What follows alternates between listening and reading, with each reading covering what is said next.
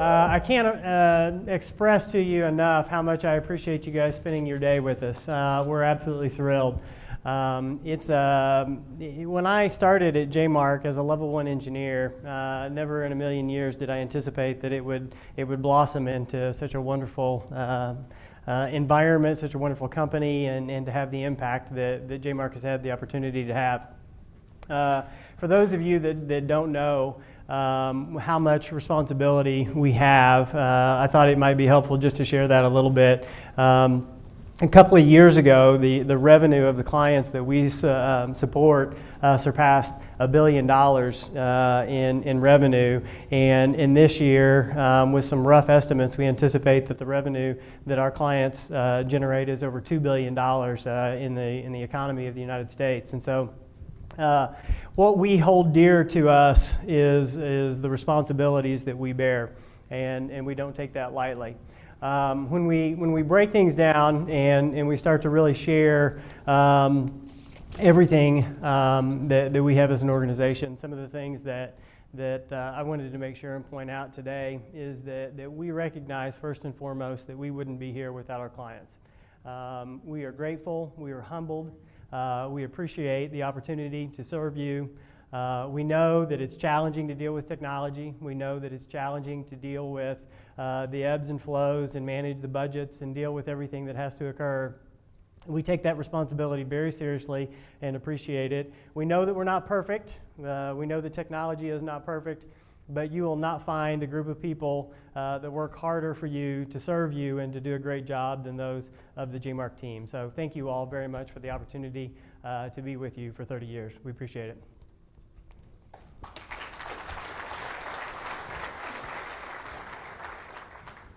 Now there's in addition to saying thank you to you all, there's a group of people that I also want to make sure and point out, and that is the JMARK team. Because without them, we wouldn't be able to do what we do for you. Now, culture, as Matt pointed out, is something that is very special to JMARK. It is probably what I would describe as our home.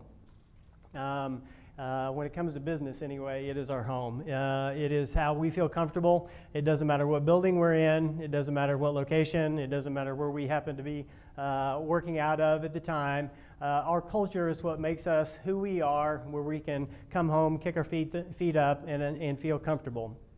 It is a part of that.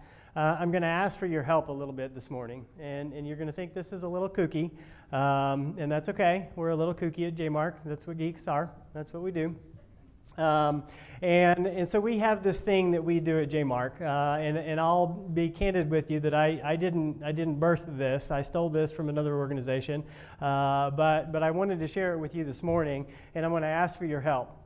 Because we got to get the blood flowing a little bit. We got to get engaged a little. Even though we're talking about technology and geeky things and business and all those, we want you to be a little excited about it. So the way that we show appreciation and recognition within our organization is we have this thing that we call a 2-clap boom. And it is kind of what it sounds like. It's 2 claps followed by a boom. And you rock your fist and you say boom. And you say it as loud as you can. So I would like to ask you to help me recognize the amazing JMARK team by helping me by doing a 2-clap boom for all of them. Can you help me do that? Yeah? Okay, so the way it works is I say 2 claps, and you go 2 claps, boom, just like that. Okay? And maybe we can even get the JMARK team to help us out a little bit. Okay? You ready? 2 claps. Boom. Very good. That's pretty good. What do you think, JMARK? Think you pretty good? Yeah? I think that was pretty good. All right, let's do one more. 2 claps. Boom. Very good. Okay. Well, that culture is really what drew me to JMARK. It is that passion and that love for being a part of something that is bigger than what we are.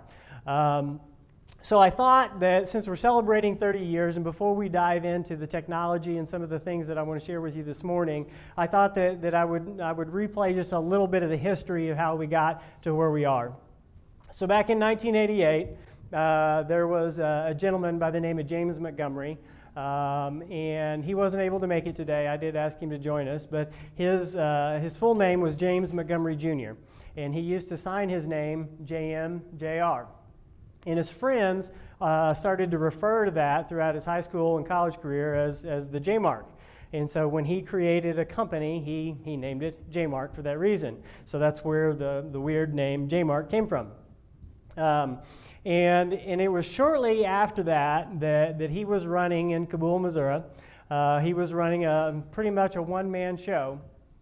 And he got a panicked call from the superintendent of the Kabul school system.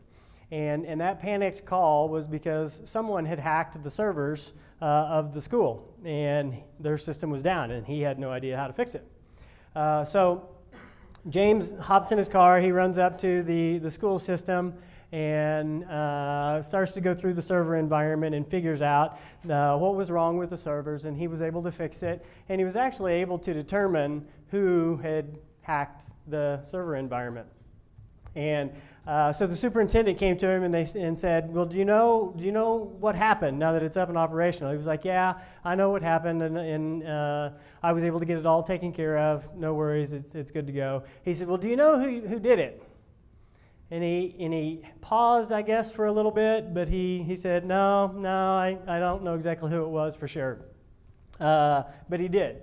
And he went and he approached the two gentlemen that were responsible for hacking that server and said, now listen, I didn't rat you out, I didn't turn you in, but you have to promise me when you get out of high school that you're going to come see me about a job. And the cool thing is that those two gentlemen still work for JMARK today. That's Darren Taff and Jeremy Hill, wherever they are.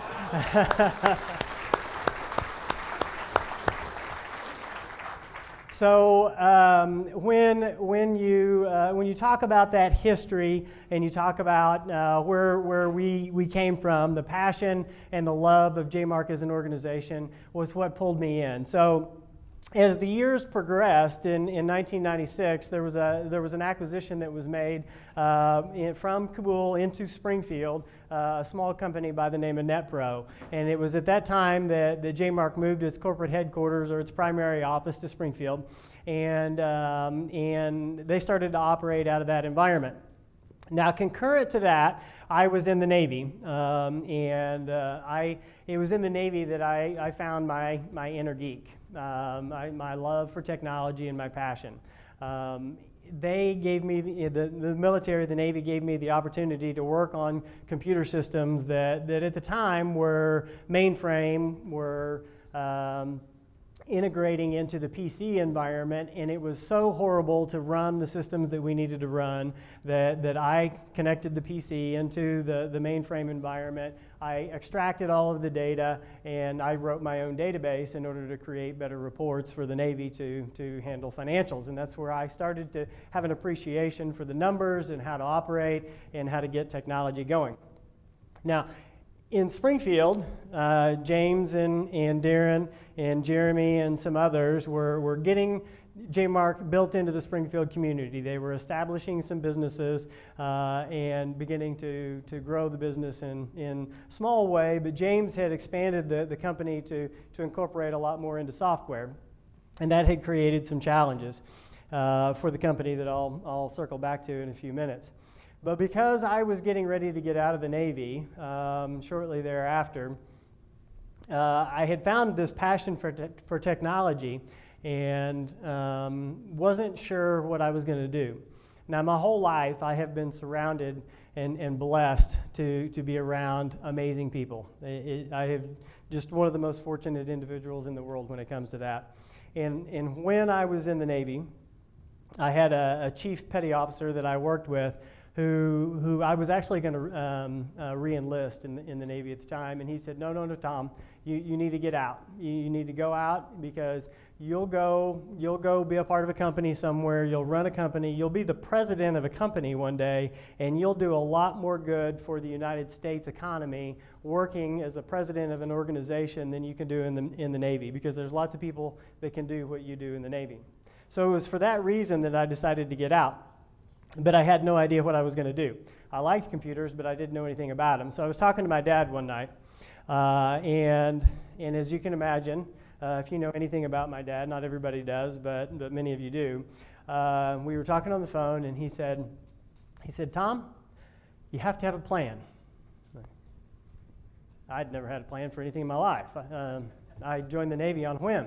And so I decided to go get a certification or get my certification in computers after having that conversation, because when I told him about my passion for computers, he said, I think there might be something in these computers in the future. I think it might be a big deal. Little did he know. So long story short, I came out of the Navy, or was getting ready to come out of the Navy, and had the opportunity to interview with a couple of different companies. One of those was JMARK, and then a couple of other organizations here in the local community. And I flew back and met with James, and I met with some other owners of the organizations in this community, and it was the passion and it was the love to serve people that drew me in.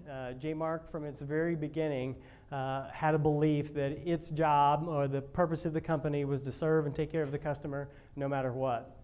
And so that pulled me into the organization at that time, and with the encouragement of my dad and my late mom, we got involved in the company. And if I could brag on my dad just a little bit, he's a business partner, he's an investor, he's helped me put a group together to lead the organization. He's been an attorney, a mentor, a friend. If you could help me recognize him just a little bit, I would appreciate it very much.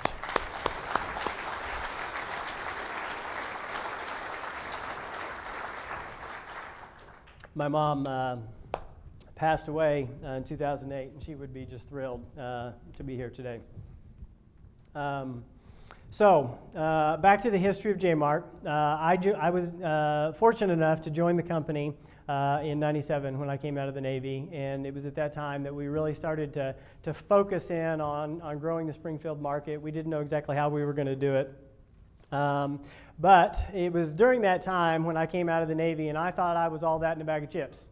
I thought I was hot stuff, and I quickly learned that I wasn't all that in a bag of chips. I may have been a bag of something, but it wasn't a bag of chips. I was a paper tech, if you will. I didn't know what the real world was like, and Jeremy and Darren took me under their wings and kind of showed me what it was like to really deal with trouble in a technology environment when it didn't work the way that the papers and the books said that it was supposed to. So I was able to move along pretty quickly, but the next real pivotal occurrence that took place in our history was I started to develop some key clients, some relationships with what I would call your dedicated clients, the ones that you primarily took care of. And there was one organization that was really special to the history of the organization because I had the chance to go there and I met a whole lot of really special people working with that company. And that was in about 1998. And working for that with that organization, helping them with their technology and being over there way too much, I had the chance to meet this special lady who's somewhere in the organization, or in there, right back there, by the name of Michelle. And it was my relationship with Michelle that came from JMARK in that introduction. And I am proud to say that through the blossoming of that relationship, Michelle and I just celebrated our 17-year anniversary last weekend. So thank you, Michelle.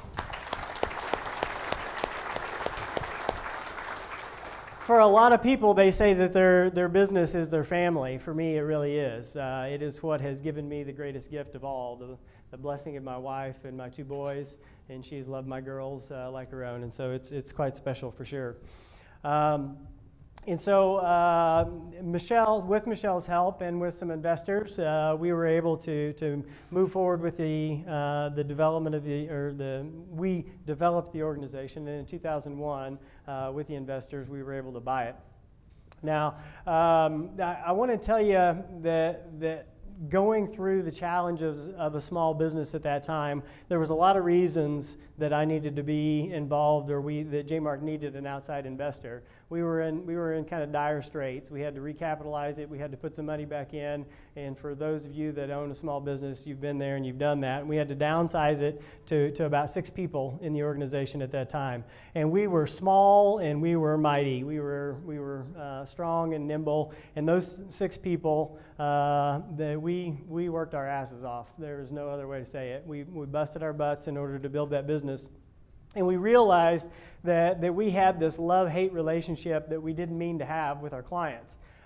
Because at the time we didn't have remote access, we didn't have all the management tools that we have today. It was this old way of billable by the hour, and it was quite challenging. And the love-hate relationship existed because our clients would be ticked off at the fact that their computer was broken, and then they would pick up the phone and they would call us, and it would be 2 days before we could get on site, and so they would be ticked off again. And so we would roll a truck and we would get on site and we would fix the environment. And then they would be ticked off again because they thought it was only going to take 5 minutes and it takes 5 hours.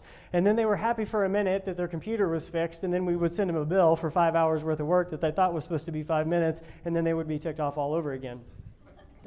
So it just didn't work well, and candidly, it wasn't good for JMARK either, because our business and our revenue was up and down. And so I would love to tell you that it was a epiphany and a vision that gave us the ability to move into what is now called managed services, but it wasn't. It was the recognition that our clients and JMARK didn't get along really well, and we needed to level out our revenue stream. We couldn't invest in the future doing things the way that we did. And so it was from that environment that we blossomed the idea of managed services. And so we went back to all of our clients that we worked with on a regular basis, some of which are still our clients today, and we said, okay, we're gonna level out your bill, and over the last 12 months, we're gonna figure out how much you paid us, and we'll average that, and we're gonna add 10% because we know if we give you an all-you-can-eat buffet, you're gonna eat more than you used to.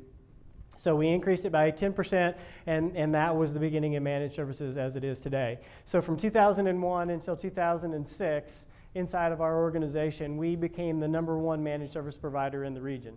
And we kind of developed this concept and identity of not having to trade dollars for hours and create the animosity that we had with our clients. And so it was from that enabled us in 2006 to actually invest in another organization called D3 Communications. And D3 Communications, I don't know if Brenda is here. Brenda's in the back. She's my business partner now. We invested into that company and started a telecommunications business, and Doug Dietz, who wasn't able to make it today, was a part of it as well. And that has turned out to be another blessing all the way around, because Brenda has developed a whole new arm of our organization that specializes in telecommunication, and Doug really taught our organization how to sell and how to focus on those things, and that created an environment that allowed us to grow to the point that in 2008 we bought our largest competitor and one of those other companies that I decided not to go work for that I interviewed back with in 1997, and so it turned out to be the right thing all the way around. So from 2008, when we made that acquisition, we moved into our current building. We started to invest in the remote monitoring and management tools that we see today. And as we continued to grow the business, we made another investment and brought on a whole bunch of other great people into the organization out of Tulsa, and then we have since expanded into Tulsa as well. Now, all along the way, the gifts that we have been given as a part of our growth are the key people within our organization that help it to tick, and it would be absolutely impossible for me to name all of the wonderful people that have joined the organization and helped us to do what we do today.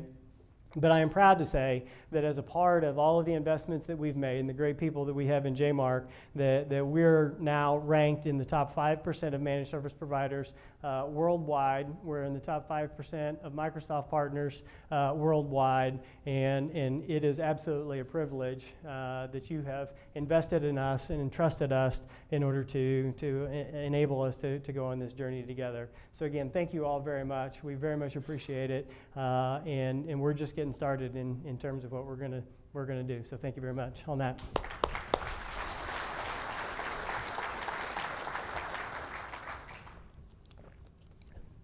Now, if I could get you to help me with just one more or two more quick thank yous as we go into kind of the content of what I want to share with you today, and that is to recognize our marketing team. Todd, Christina, Dax, and Pat. There were a lot of people involved in making today happen, but the four of them worked around the clock, multiple nights, multiple days, in order to make today happen, and I am just absolutely thrilled at the outcome. So if you'd help me by giving them a big round of applause to say thank you.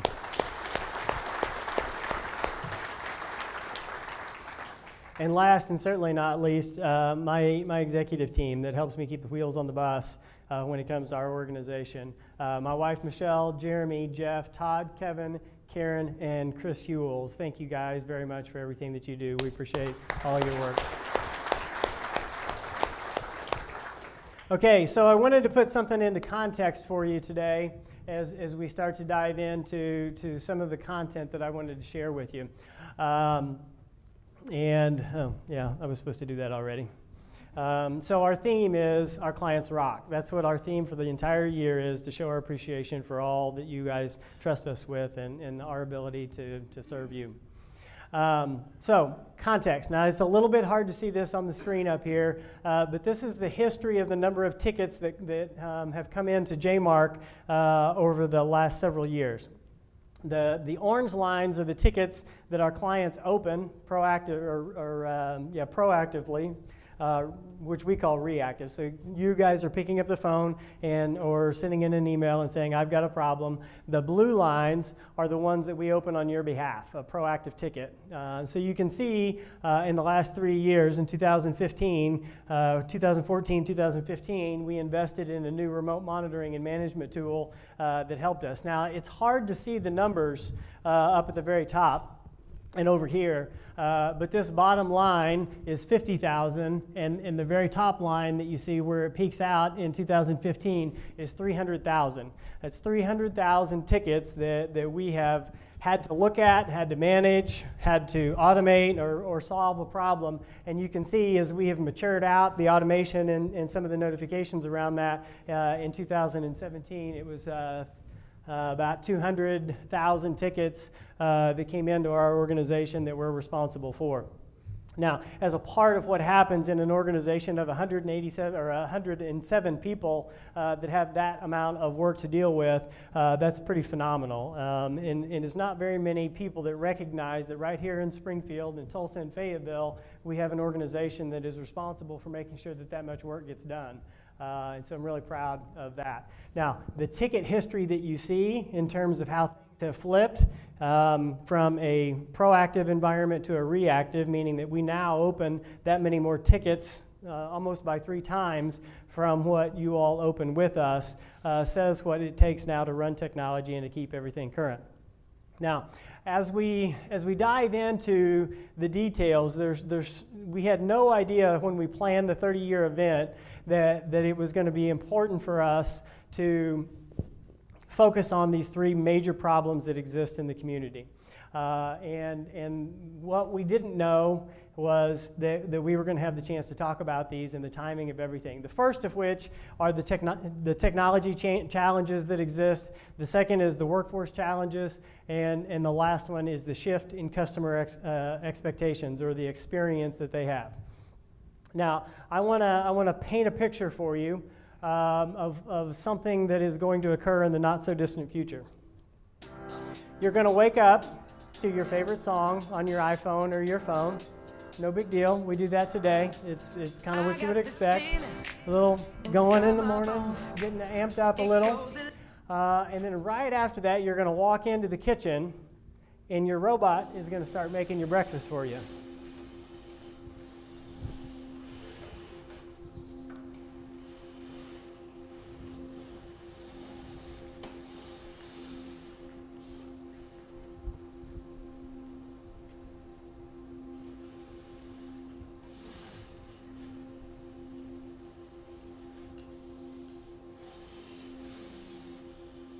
for bread. Now this is the cool part.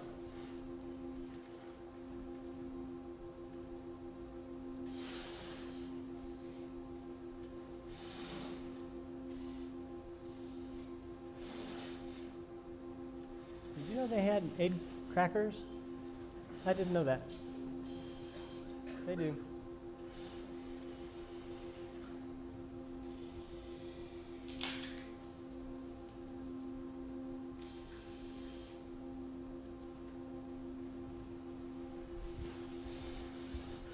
Now that in and of itself is pretty cool when you really think about what's going on there, but robots in the kitchen are not very far down the road. Now, it goes on and it scrambles the egg and it makes a really cool sandwich, and you can find it on YouTube. It's out there. I'm happy to share it with you. But that is what is not in the not so distant future. Now, after you get your breakfast and you get ready to go in the morning, you're going to walk out. Except your car's not going to be there because you won't have a car any longer. Instead, there's going to be an autonomous vehicle that pulls up to pick you up. You'll jump into that vehicle and you won't drive it. It will drive itself. Now, you might be paranoid like me, and you'll hold your hands over it like this guy, but you can see what happens because it drives itself. And by the way, you had scheduled it to swing by Starbucks on the way in and pick up your coffee for you. And so while you're driving down the road, or while it's driving down the road rather, you'll have the ability to get work done and check your phone and do all the things that you need to do. And you'll get to the office, and there won't be any parking anymore because the car won't stay there. It'll continue to move on. Now, I'm going to pause the video because it'll be very distracting because it's really cool. But when you get into the office, as you go about your day, you'll quickly recognize that you need to do your day. You'll go about your business, quickly recognize that you need to schedule a meeting out of the office. And it's a little bit hard to see that on the screen, but what that says is it's a pop-up from Microsoft Outlook that says, I see that you have scheduled a meeting outside the office. Would you like to schedule a vehicle to pick you up? So the Uber, if you will be integrated to the technology so that you know, or so that it knows, as soon as you schedule something out of the office, that you need to schedule a vehicle to come pick you up. So you can either say yes or no, and you can go about the rest of your day. Now, the next phase of what you need to do in your business day is to collaborate with your friends that might be 100 miles away, that might live in New York. And so you're going to put on your virtual reality glasses and your gloves that have the ability to provide touch sensitivity to you and to those that you may be working with, so that you can work on projects in a virtual world, like building something that doesn't yet exist, like looking through an augmented reality. So when you have a piece of equipment that does exist and you want to see if you can develop something that goes along with it, that you can see how those things come together.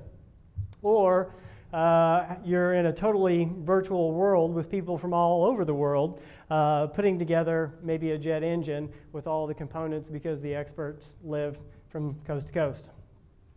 Now this technology right here actually already exists. The Cisco product line that you see out here, the Spark board, this is the virtual reality world that correlates with that Cisco is building. So these people are from different places of the world. They went into a virtual environment, into a room, just like you would, like a WebEx room, if you will, and they created and worked together in that environment.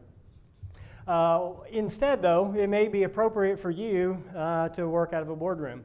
And so you sit around the boardroom in order to negotiate great big deals, and instead of having to travel across the country in order to facilitate that, you can actually look around the screen through your virtual reality glasses, and you can see everybody, and you can interact with everybody. You can close the deal, you can work out all of the details, and you can shake hands with your virtual or with your gloves on, and as a part of that, it will be like a digital signature, and the data will actually change hands from one individual to another.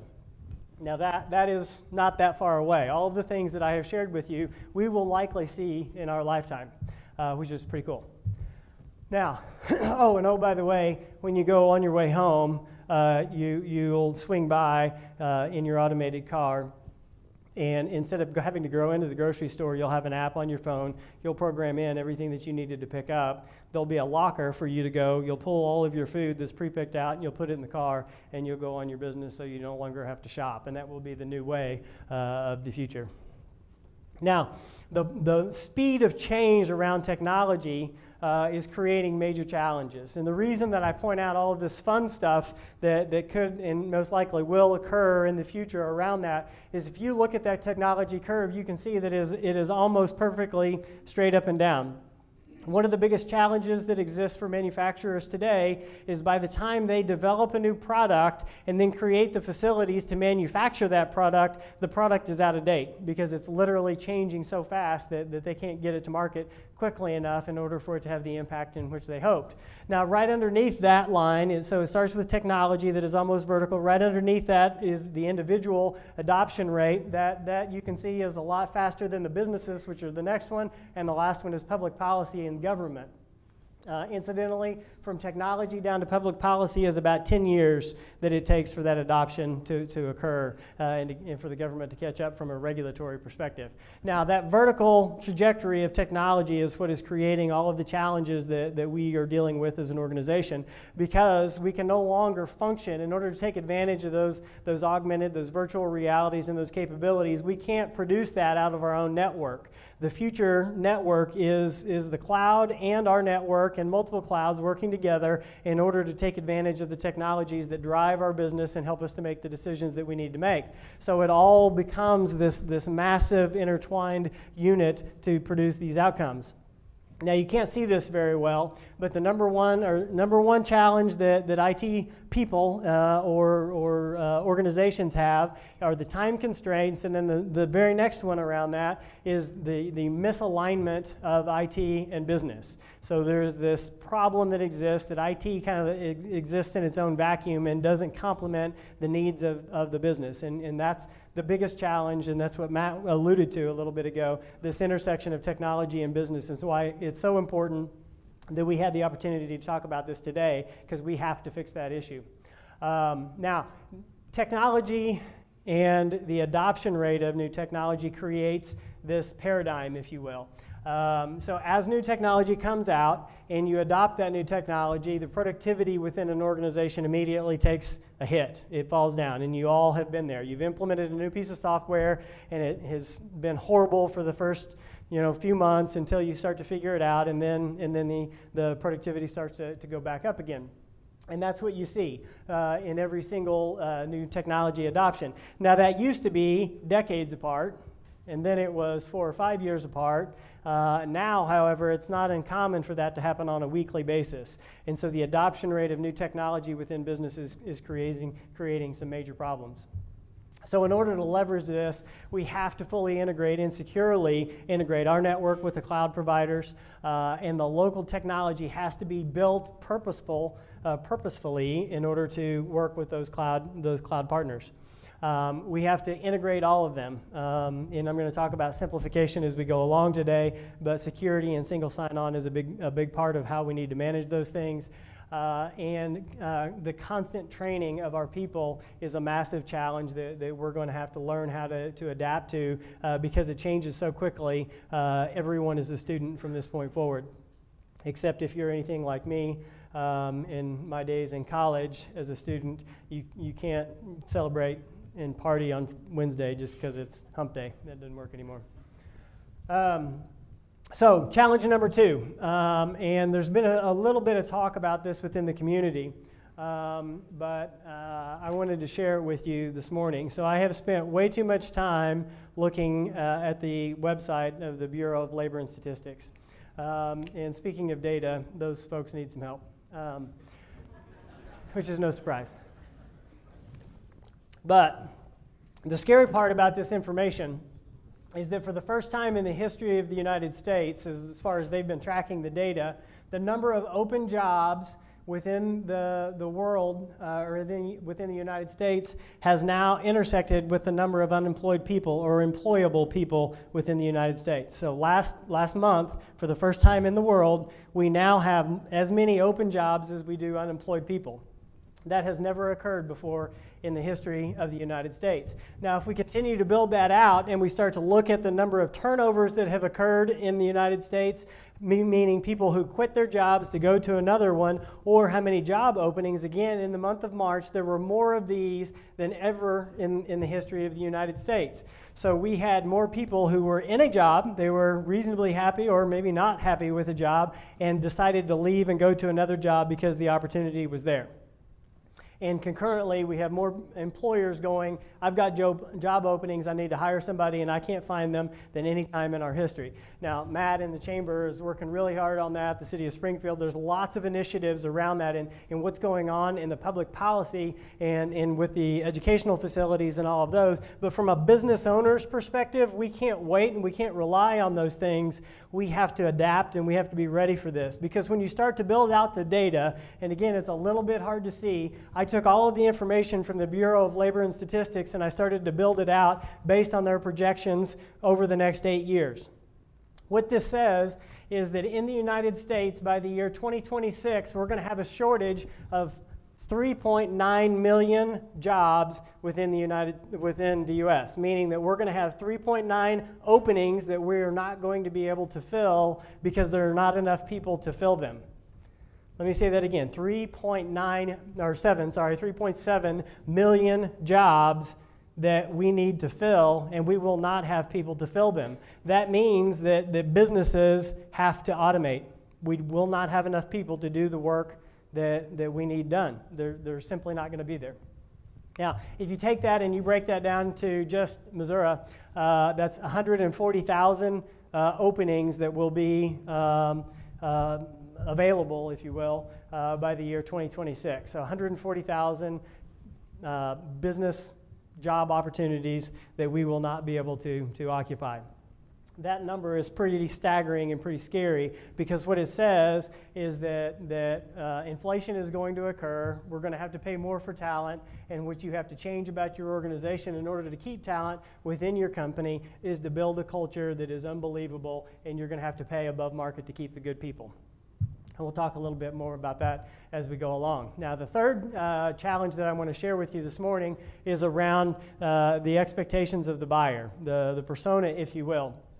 Now, this should come as no surprise to anybody that 94% of buying decisions are made after doing research online of some kind. So 94% of the time you go online, you make a decision. How many people are like Michelle and I?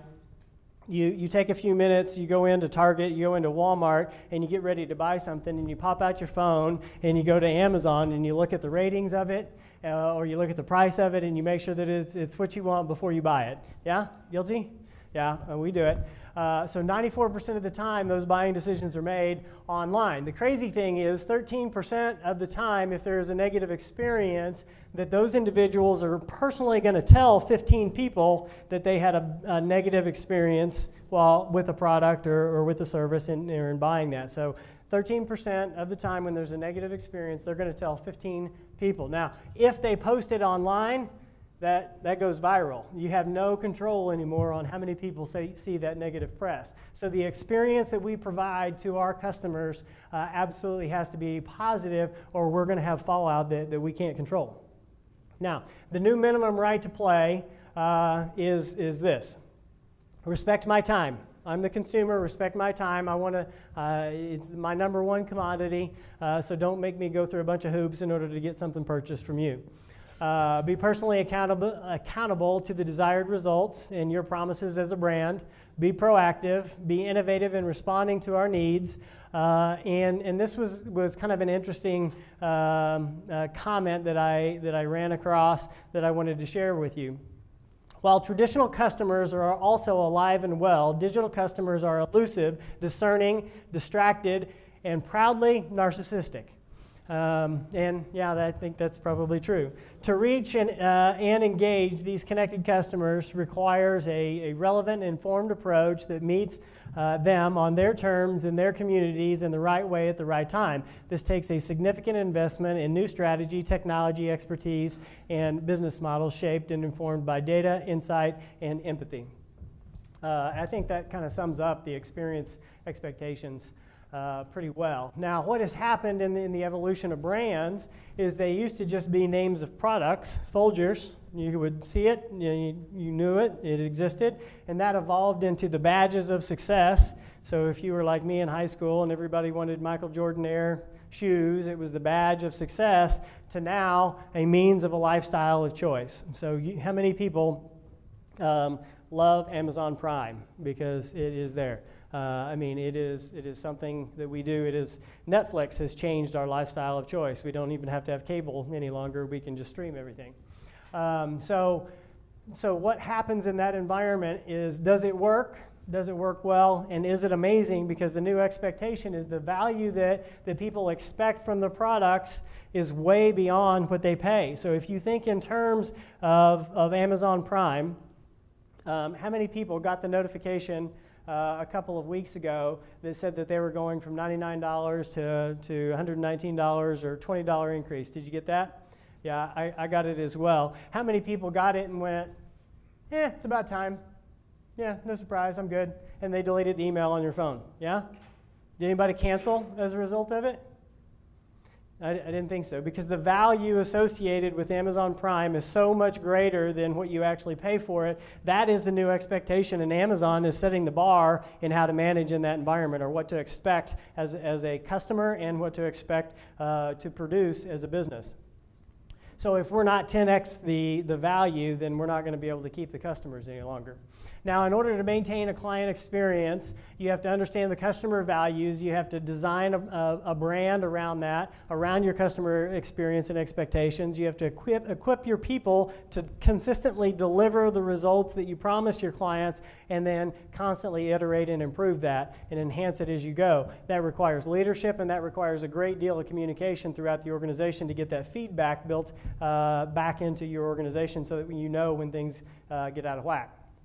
So these three challenges, tech, people, and the experience, you put them all together, and what we come out with is some positive news. Because if you invest in the right areas, if you invest in technology, MIT's Center for Digital Business says that the companies who embrace digital transformation are 26% more profitable than companies that do not. Tech Republic survey of 388 CEOs who started their digital transformation as recent as 2017, 52% of them are already saying that they're more profitable. So by investing in technology, your business makes more money. The good news around people. In a recent survey, TSMG found that companies that have a strongly aligned culture that is married to the strategy of the business and driving mutual success for both are 2.4 times more profitable than those that don't have a tightly aligned culture within the organization. So invest in technology, you make more money. Invest in people, you make more money. And lastly, when it comes to the experience, when you look at some of the information out from Adobe and from Forrester, the same thing is true. Looking at the bottom one from Forrester, the companies who embrace a positive and are focused on a positive customer experience have a compounded average revenue growth of 17% versus 3% for the people who aren't focused on a customer experience. So these three things, when you put them in and you squeeze them all out, what we're talking about really is digital transformation, which is a buzzword that we've all heard a great deal about over the last couple of months, probably maybe a little bit longer than that. So I thought I would define it, because it's important if we're going to focus in solving all three of these problems that we understand what digital transformation. So it's the profound transformation of business and organizational activities, processes, and competencies and models to fully leverage the changes and opportunities of a mix in digital technologies and their accelerating impact across society in a strategic and prioritized way, with the presence and future shifts in mind. That is a mouthful.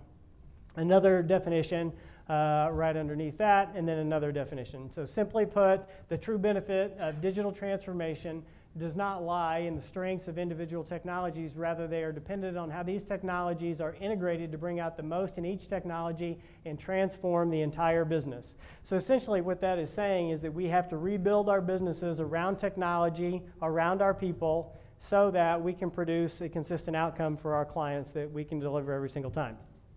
So I broke this down into 3 things that I wanted to share with you, and there are 3 high-level concepts that break down into details.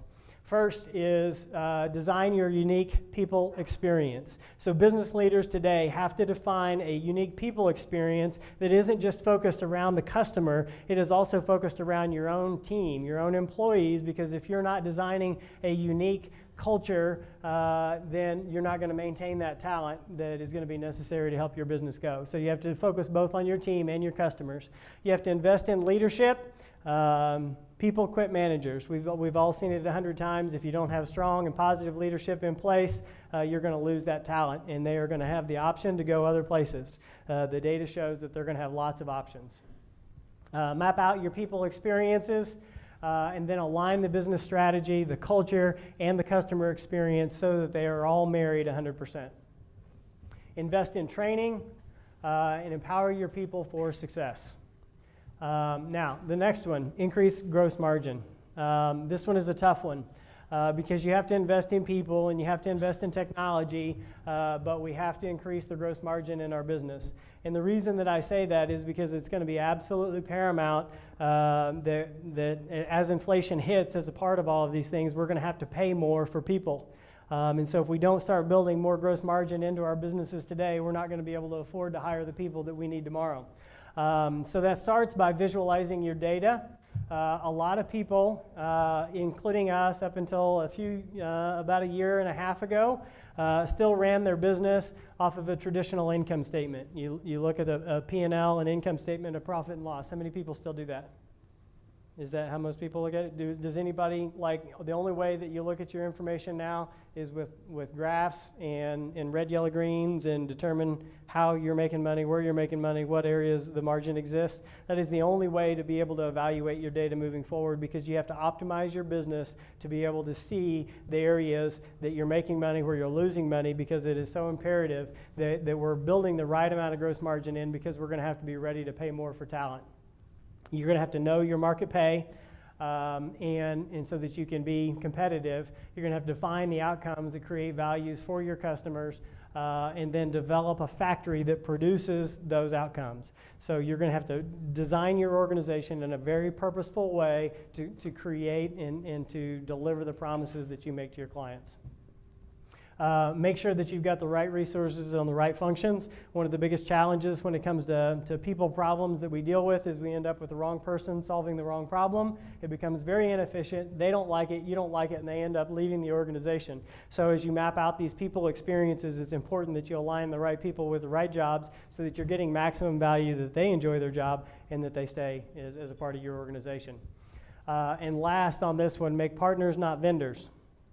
Because everyone is going to be focused on gross margin in a B2B environment, if your business only sees your vendors as vendors and not partners, you're going to see a lot of people fire customers. They are going to have a limited amount of time, and they need to maximize their gross margin. And if they are getting beat up, and if they're getting treated like a poor vendor, like a bad friend, if you will, when it comes to that, then they're going to choose not to do business with organizations that don't appreciate the value that they bring to the table. So you have to develop the relationship so that you have vendor partners that invest in you and you invest in them, and everybody wins and creates more margin as a result. Last, design your technology to enhance your people experience and increase profits. People first, technology second. It has been one of the mantras for JMARK from the very beginning. We know that behind every keyboard is a person who is trying to create value and do great things within the organization.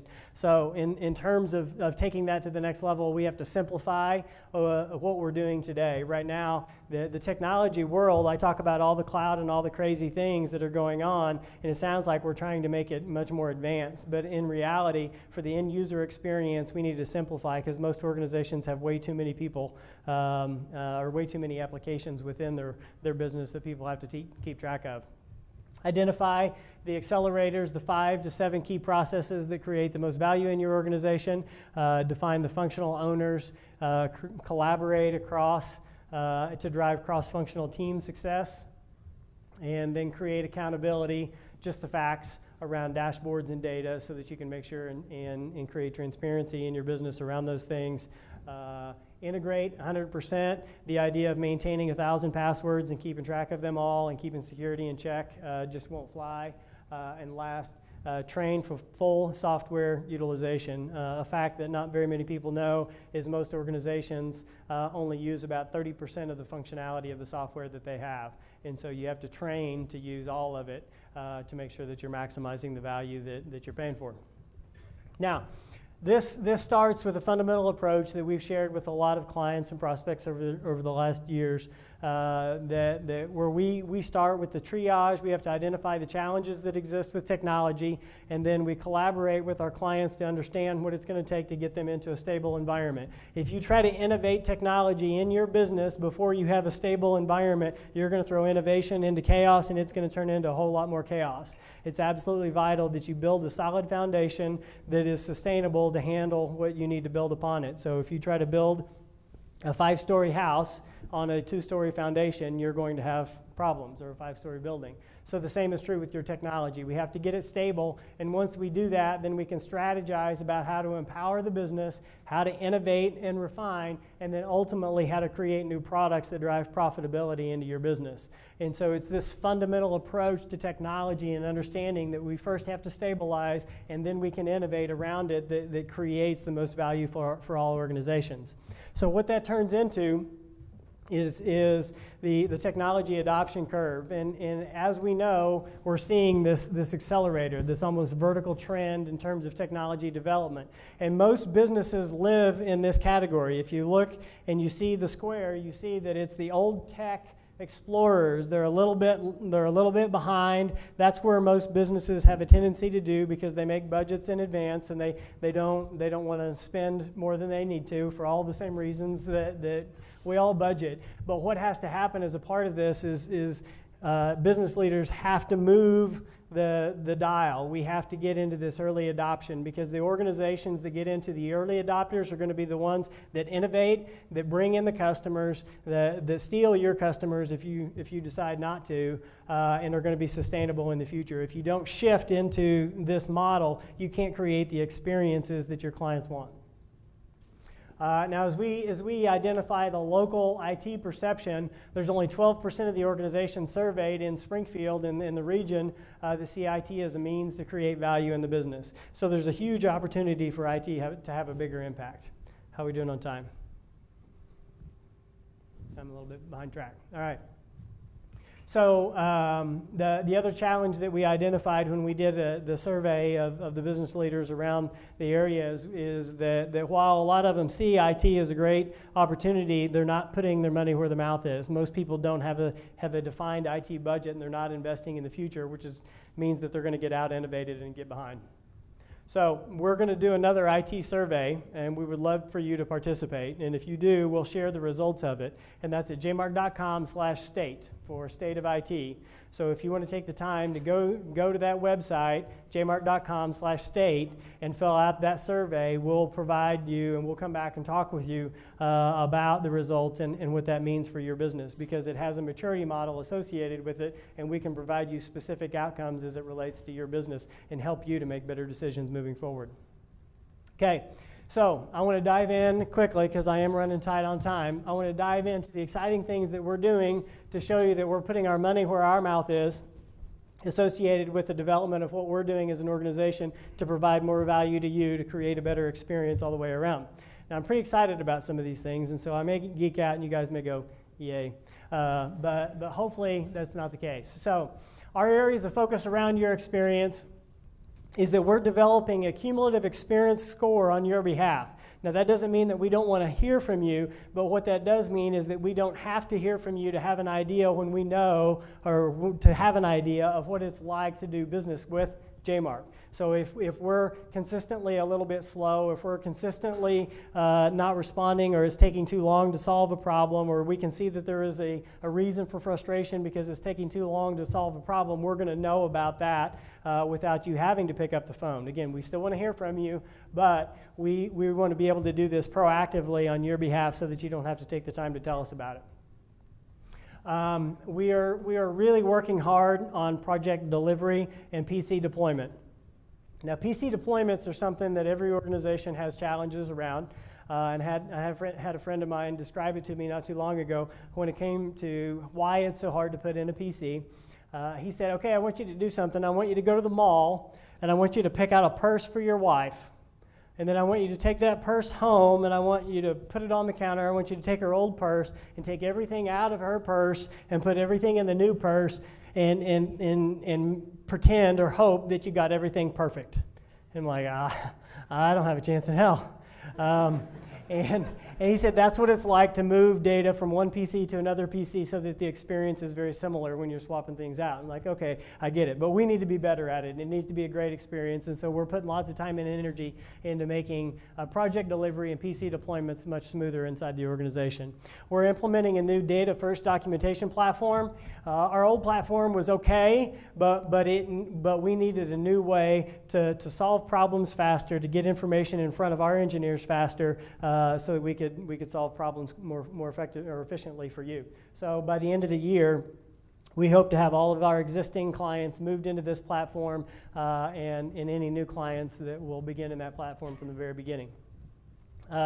New ways to engage with your team. Now, the team aspect of JMARK was something that we implemented in 2014, and it was one of the best moves that we ever made as a company.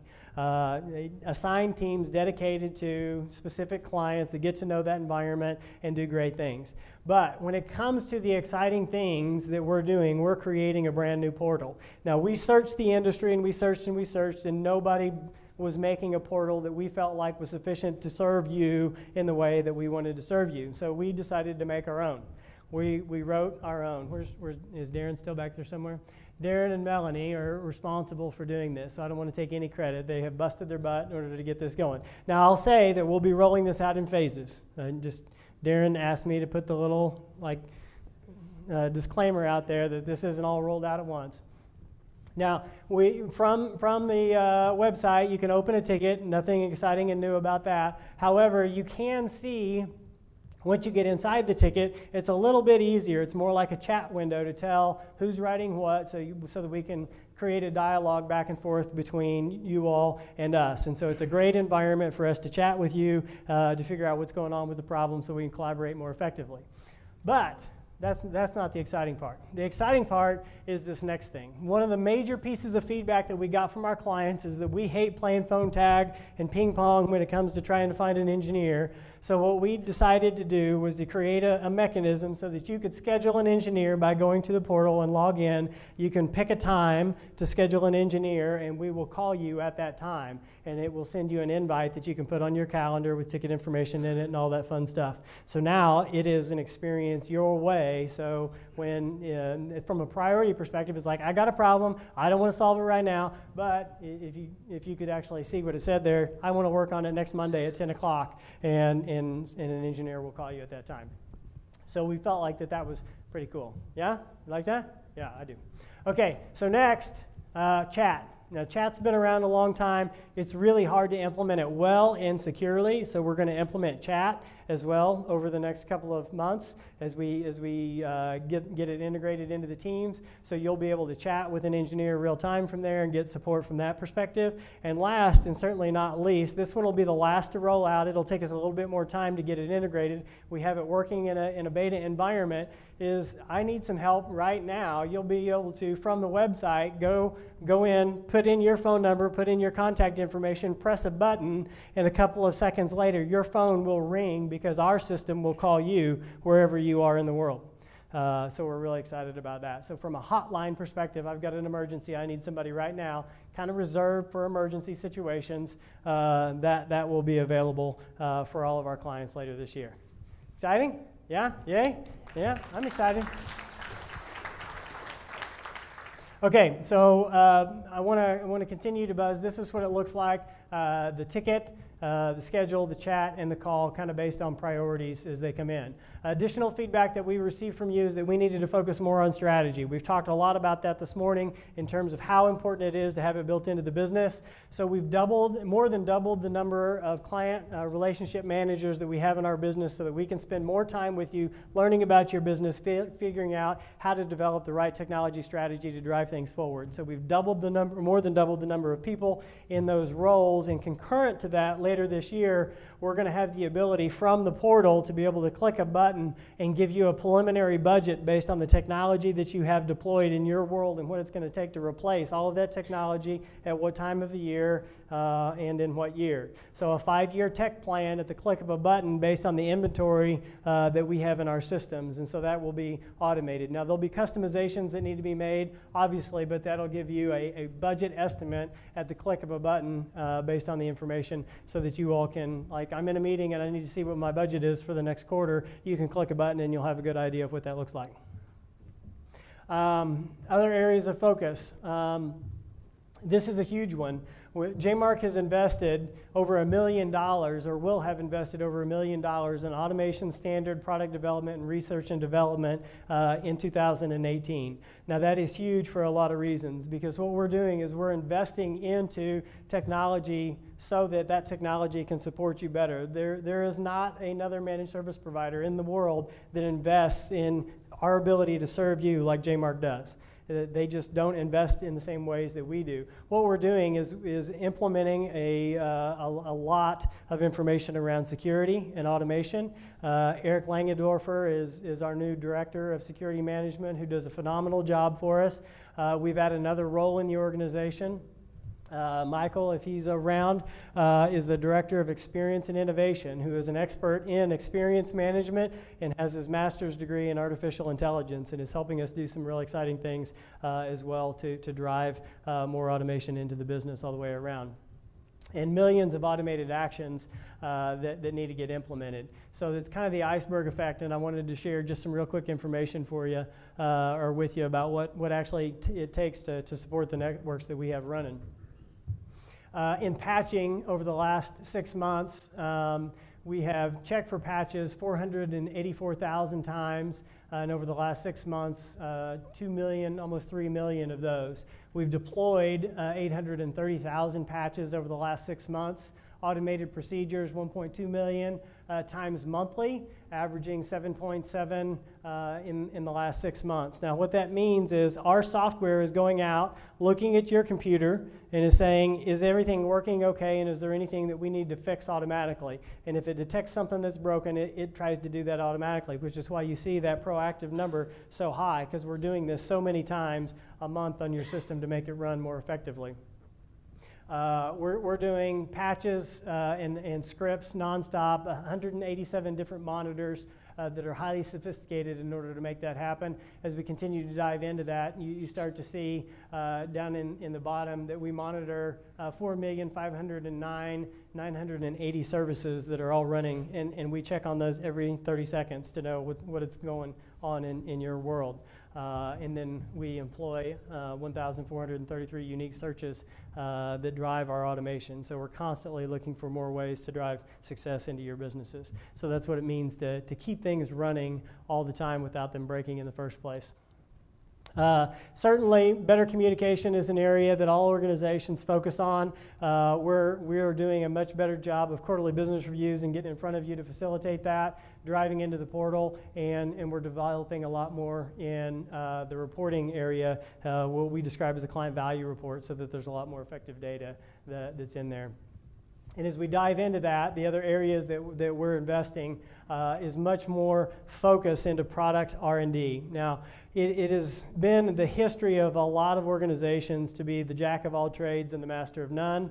And we have kind of had that be the case in our history, but that is not going to be the case anymore. We are going deep into subject matter expertise around products, and all of our automation and all of our research is going to be to facilitate success with a specific set of hardware. in software. And that's because we can't know everything about everything, and so we're getting much more narrow so that we can create an experience for you that you want to be associated with your technology on a daily basis. So we're incorporating advanced standards and training around that, and then advanced cloud solutions in an agnostic way. So if you look at what's coming and all the need for cloud, there's all of these crazy things that are going on between Microsoft and Amazon and Google and private data centers and the on-site environment. We're developing a proprietary management system that's going to give us the capability to let that information live anywhere in the world, and we don't care, but we can manage it from a single pane of glass to make sure that you're running and that you're secure as a part of what we're making our promises on. Those products will also be rolled out later this year. Being much more flexible and giving us the capability to maximize the budget. So our roadmap, as we lay it out, is to be much more consistent in our support, creating more ways to engage, more personalized strategy, more and better communication, more automation and more security, and to create better product offerings and product management. So I am probably over my time. I don't know exactly, but managed to get through most everything that I wanted to share with you this morning. So from a global perspective, there are major challenges associated with the three areas: technology challenges, people challenges, and experience challenges. When we merge all of those together, we create the Digital Transformation Initiative, and we've laid out a roadmap that we would love to share with you in more detail. We'd like to have deeper conversations because it is not a small initiative to rebuild an organization with this in mind. So we want to be your partner, and we want to help to facilitate that digital transformation, because what we've done in the past is we have grown to be in the top 5% of managed service providers in the world, but that's not good enough. What we want to do is we want to be number one. We want to continue to fight for you. We want to continue to provide more value, and we want to continue to create an environment where your technology drives profitability in your business to set you apart from your competition, because without that capability, you're not going to be able to have the talent in your business and the ability to compete with the market and be relevant online. So thank you all very much. Thanks for spending the day with us. We appreciate it very much. Our clients rock. We couldn't be more proud. We are humbled and appreciate you spending the time with us. Thank you, guys. Appreciate it.